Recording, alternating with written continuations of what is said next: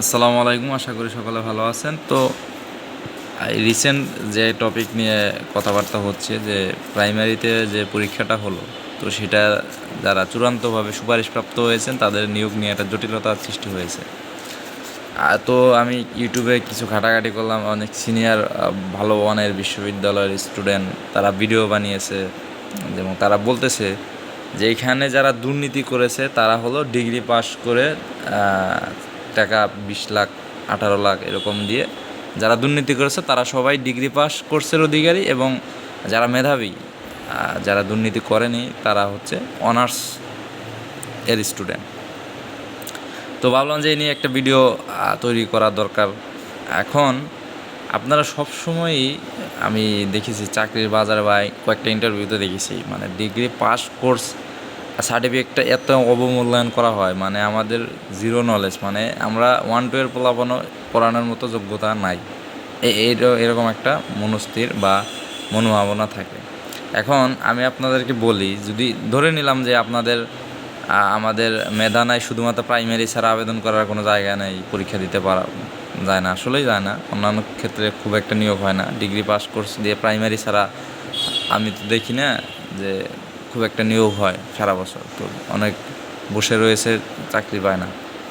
তো আমি এটাই বলবো যে আপনারা এতই যদি ভাবেন যে ডিগ্রি পাসের মেধা নাই, তাহলে আপনার বাংলাদেশের শিক্ষা কাঠামো এমন কেন যে ডিগ্রি পাস যারা করে তারা চাকরি পরীক্ষায় বসতে পারে না? যদি এতই তারা মেধাবী না হয় তাহলে আপনারা তাদেরকে ভয় পান কেন? তো তাদেরকেও চাকরির পরীক্ষায় বসার সুযোগ দেন, বিসিএস ব্যাংকের অফিসার বিভিন্ন চাকরিতে সুযোগ দেন, দেখেন তারা চাকরি পায় কি না। তো আপনারাই এই সিস্টেম তৈরি করছে, বিল্ড আপ করছে, আবার তারাই বড় বড় বৈষম্যের কথা বলে এবং বলে যে ডিগ্রি পাস যারা করছে তারাই দুর্নীতি করে ভর্তি হয়। তো শুধুমাত্র প্রাইমারি ছাড়া তো ডিগ্রি পাসের চাকরি পরীক্ষা দেওয়ার মতো স্কোপ আমি দেখতেছি না। তো সেক্ষেত্রে আপনারা সুযোগ দেন, বিসিএসে সুযোগ দেন, তারপরে ব্যাংকে বা নবম দশম গ্রেডে সুযোগ দেওয়া হোক ডিগ্রি পাস করছে, তখন দেখা যাবে যে তাদের মেধা আছে কি নাই। কিন্তু আপনারা প্রতিযোগিতার সুযোগ দিবেন না আর বলবেন যে তাদের মেধা নাই, এটা আমার মতে ভুল।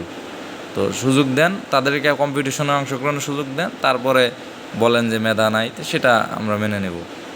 কিন্তু অনেক ইউটিউবাররা বা বিশ্ববিদ্যালয়ের স্টুডেন্টরা এই ধরনের ভিডিও বানাচ্ছে যে যারা দুর্নীতি করে ভর্তি হয় তারাই হচ্ছে ডিগ্রি পাস কোর্সের স্টুডেন্ট, এবং অনার্সের স্টুডেন্টরা দুর্নীতি করে না, তারা হচ্ছে প্রকৃত মেধাবী। তো আমি এই বিষয়গুলো আমি সবসময় আগে বলেছি যে আমি সবসময়ই সত্য এবং ন্যায়ের পথে থাকার চেষ্টা করি। আর কেউ কখনো অন্যায় কথা বলবে বা অযৌক্তিক কথা বলবে সেটা আমি কখনো সমর্থন করি না, আর সেটার তীব্র প্রতিবাদ আমি জানাই।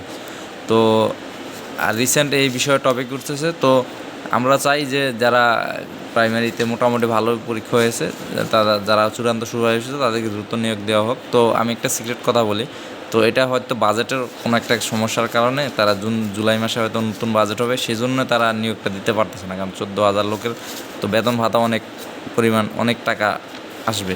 তো সেই ক্ষেত্রে যেহেতু আর্থিক অবস্থা, দেশের পরিস্থিতি ভালো নয়, আর্থিক অবস্থা খুব একটা ভালো নয়, তো সেই জন্য আমার মেবি আপনারা যারা আশা করতেছেন জুন জুলাইয়ের দিকে আপনাদের নিয়োগটা হয়ে যাওয়ার কথা, কারণ তখন বাজেট হবে, তখন ওই অনুযায়ী বাজেট করে নেওয়ার কথা।